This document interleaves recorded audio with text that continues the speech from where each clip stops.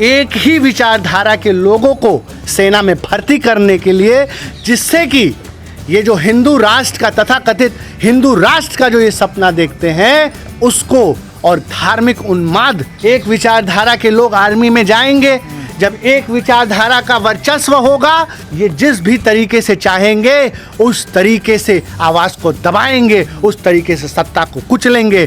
कि आज अगर गांधी जी होते तो जेल में होते, अगर अंबेडकर जी होते तो जेल में होते, देशद्रोही होते, क्योंकि वो इस अन्याय के खिलाफ, इस जातिवाद के खिलाफ, इस सांप्रदायिकता के जहर के खिलाफ आवाज़ उठाते और उनको ये तानाशाह सरकार रासुका लगाकर, यूएपीए लगाकर जेल में ठूसने का काम करती। आज तो ये जाति पूछ रहे हैं, कल आपको रंग भेद लिंग में बांटने की इनकी जो ये साजिश है, सबसे सर्वोच्च संस्था आर्मी के साथ भद्दी राजनीति, पूरा जो इनका थिंक टैंक है बहुत ही नासमझ, अनपढ़ और जाहिलों से भरा पड़ा है।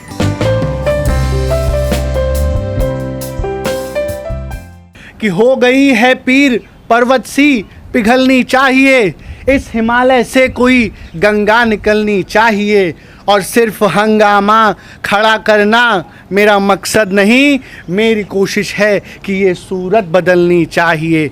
आज ये दीवार पर्दों के तरह हिलने लगे, शर्त लेकिन है कि ये बुनियाद हिलनी चाहिए, बुनियाद हिलनी चाहिए। आज इस देश का युवा जो पीड़ित है, जिसके साथ अन्याय हो रहा है, जिसको जो है ये तानाशाह सरकार मुफलसी उदासीनता के अंधेरे में ढकेल रही है, हम समझते हैं कि अब समय आ गया है संपूर्ण क्रांति करने का, भगत सिंह बनने का। क्योंकि ये जो सरकार है ये पूंजीपतियों की दलाल सरकार है, और इसलिए इस देश के युवाओं को ये निर्णय करना पड़ेगा।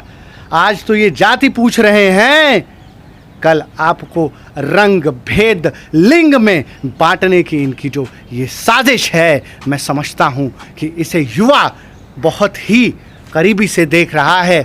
और मैं कहना चाहूँगा इस देश के युवाओं से कि निकलो घरों मकानों से, जंग लड़ो बेईमानों से, तब लड़े थे गोरों से, अब लड़ना है इस देश के युवाओं के भविष्य बर्बाद करने वाले चोरों से, चोरों से। आप ये बताइए कि इस देश की सबसे सर्वोच्च संस्था आर्मी के साथ इस तरीके की ओछी और भद्दी राजनीति जो निंदनीय है, उस तरीके की राजनीति की जा रही है। इसमें गलत क्या है अगर जाति सर्टिफिकेट मांगा जा रहा था? आज आप जाति सर्टिफिकेट, आज तक हिंदुस्तान के इतिहास में कभी भी सेना की भर्ती में जात पात नहीं देखी गई, लेकिन आज ये पहली बार हिंदुस्तान के इतिहास में हो रहा है कि हिंदुस्तान की आर्मी में जात पूछी जा रही है, मजहब पूछा जा रहा है। और मैं पूछना चाहता हूँ कि इसकी ज़रूरत ही क्या है? आज जो है जात पूछने की ज़रूरत क्या है? जो आर्मी होती है उसको माना जाता है कि एकता, साहस और पराक्रम की सबसे बड़ी अगर मिसाल होती है आर्मी होती है। इसका भी अगर आप पॉलिटिसाइजेशन कर देंगे, इसका भी अगर आप राजनीति कर देंगे, तो इस देश की सुरक्षा के साथ सबसे बड़ा सेंधमारी और सबसे बड़ा जो छल आज ये सरकार कर रही है वो अग्निवीर के रूप में कर रही है। कोई भी काम करते हैं विवादों में गिर जाते हैं, क्या वजह है आखिर? देखिए, विवादों की बात ये है कि इनके जो पूरा जो इनका थिंक टैंक है वो बहुत ही नासमझ, अनपढ़ और जाहिलों से भरा पड़ा है। आज जो लोग जो अनपढ़ हैं, जिनकी डिग्रियां नहीं हैं, आज उनको जिनकी डिग्रियां, जिनके पास 12 पास का सर्टिफिकेट नहीं है, आज उन लोगों को सर्वोच्च पदों पर, संवैधानिक पदों पर रखने का खामियाजा आज देश भुगत रहा है। आपने देखा किस तरीके से किसानों को ठेका पट्टी पर उनकी खेती देने की साजिश की गई, उसको किसानों ने नाकाम किया। उसी तरीके से एक बार फिर से इस देश के युवाओं को, इस देश की जवानी को, इस देश की जो जो नया खून है उस खून को ये ठंडा करना चाहते हैं। आज इस देश के युवाओं को ये ख़त्म करके खोखला कर रहे हैं, ये खुलेआम नशा बांट रहे हैं, ये खुलेआम बेरोज़गारी फैला रहे हैं, जिस तरीके से कि युवा जो है अपनी आवाज़ ना उठा पाए। लेकिन अग्निपथ स्कीम जैसे ही आती है तभी विवाद शुरू हो जाता है, देश भर में हिंसा होती है, आंदोलन होती है। अब उसमें जाति घुस दी इन्होंने। तो ये तो इस देश का युवा देखे, इस देश की जनता देखे। अपने बच्चों को तो ये विदेश में भेजते हैं। अमित शाह का बेटा साहब 4 साल पहले 50,000 रुपए की कंपनी खोलता है और आज उसका टर्नओवर जो है 150 करोड़ से ज़्यादा है। अपने तो बच्चों को ये विधायक और सांसद बनाते हैं और जब तक ये सत्ता के रसूख में रहते हैं तब तक जो है उनको एक छत्र राज दे करके उन्हें बड़ा बनाते हैं, लेकिन इस देश के युवाओं के हाथों में पत्थर थमाते हैं। इस देश के युवाओं को जो है ये बागी बनाते हैं और मजबूर करते हैं इस देश के युवाओं को कि वो मुफलसी अंधकार और एक ऐसे गुप अंधेरे में चले जाएं जहां न तो उनकी जवानी बचे और ना उनका भविष्य बचे। जाति सर्टिफिकेट मांगने पीछे मंशा क्या है? देखिए, स्पष्ट तौर पर जाति इसलिए घुसाई जा रही है कि एक सवर्ण तबके को उसमें प्राथमिकता दी जाए, क्योंकि जब छटनी होगी, क्योंकि आपने देखा है कि उसमें भी 25% की छटनी हो जाएगी। उस छटनी में भी किस तरीके से आप देखेंगे कि जातिवाद का जहर घोला जाएगा और एक जो इनकी विचारधारा के लोग होंगे वो सेना में उनको भर्ती किया जाएगा। ये एक बहुत बड़ी इस देश के साथ साजिश हो रही है।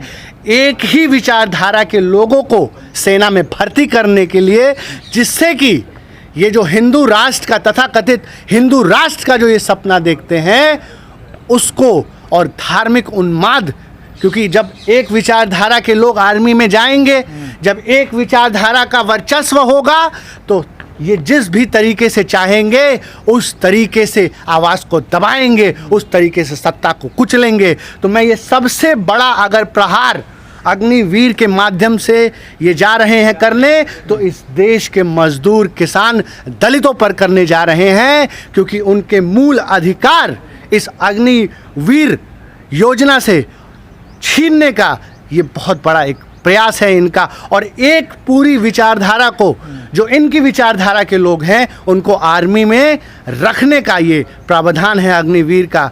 और दूसरी बात जो मैं कहना चाहूँगा कि ये जो नीतियाँ ले आते हैं, स्पष्ट तौर पर हम जैसे युवाओं को सामने आना पड़ता है उनके खंडन करने के। ये फिर से जो है अमेरिका का कॉपी करके ले आए हैं। जैसे अमेरिका में 2 साल की सेना की ट्रेनिंग अनिवार्य है, उसी तरीके से यहाँ लाए हैं। लेकिन आज अमेरिका में आप जाके देखिए कि अमेरिका की सड़कों पे क्या हो रहा है। जो युवा आर्मी की ट्रेनिंग लेकर के आए हैं आज वो मास किलिंग्स कर रहे हैं, आज वो अमेरिका में उन्माद फैला रहे हैं, हिंसा फैला दे रहे हैं। मैं इसीलिए कहना चाहूँगा कि आज अगर 4 साल का युवा जो आर्मी की ट्रेनिंग लेकर के आएगा, वो युवा पुलिस के हत्थे नहीं आएगा और वो मजबूर होगा आर्थिक स्थितियों के सामने कि वो हथियार उठा ले। तो इस देश को अराजकता में झोंकने का ये प्रयास है। और अग्निवीर के माध्यम से तीसरी चीज़ जो ये करने जा रहे हैं वो अंबानी अडानी वीर पैदा करने जा रहे हैं, जो 4 साल की ट्रेनिंग तो करेंगे भारत की गरीब किसान मजदूर के टैक्स पेई के पैसे पर, लेकिन जाकर के होम गार्ड बनेंगे अंबानी अडानी के कंपनी में। तो ये इस देश के युवाओं के साथ अग्निवीर विश्वासघात है। मैं युवाओं से कहना चाहूँगा कि निकलो घरों मकानों से, जंग लड़ो बेईमानों से, तब लड़े थे गोरों से, अब लड़ना है इस देश की जवानी और युवाओं के भविष्य को कुचलने वाले चोरों से। इसलिए निकलो। और कालांतर में भी हमने देखा है कि किस तरीके से इस देश में क्रांतियां हुई हैं, मैं कहना चाहूँगा कि आज अगर गांधी जी होते तो जेल में होते, आज अगर अंबेडकर जी होते तो जेल में होते, देशद्रोही होते, क्योंकि वो इस अन्याय के खिलाफ, इस जातिवाद के खिलाफ, इस सांप्रदायिकता के जहर के खिलाफ आवाज़ उठाते और उनको ये तानाशाह सरकार रासुका लगाकर, यूएपीए लगाकर जेल में ठूसने का काम करती। आज हमसे ये सवाल पूछना पड़ेगा, अपने आप से ये सवाल पूछना पड़ेगा कि क्या हम अंबेडकर के सपनों का भारत बना रहे हैं? क्या हम यही गांधी के सपनों का भारत है जहां पर अन्याय, अत्याचार और दमन इस सरकार की पर्याय बन चुकी है? मैं अपने देश के युवाओं से कहना चाहूँगा कि अपनी जवानी को लुटने और बर्बाद नहीं होने देना है। ये तानाशाह सरकार हमें कुचलना चाहती है, लेकिन स्मरण रहे कि इस देश ने भगत सिंह दिया है, इस देश ने राजगुरु सहदेव चंद्रशेखर आज़ाद जैसे क्रांतिकारी युवाओं की धरती है। इसलिए मैं कहना चाहूँगा, उठो, जागो और इस तानाशाह सरकार के खिलाफ बिगुल फूको। जय हिंद, जय जवान, जय किसान।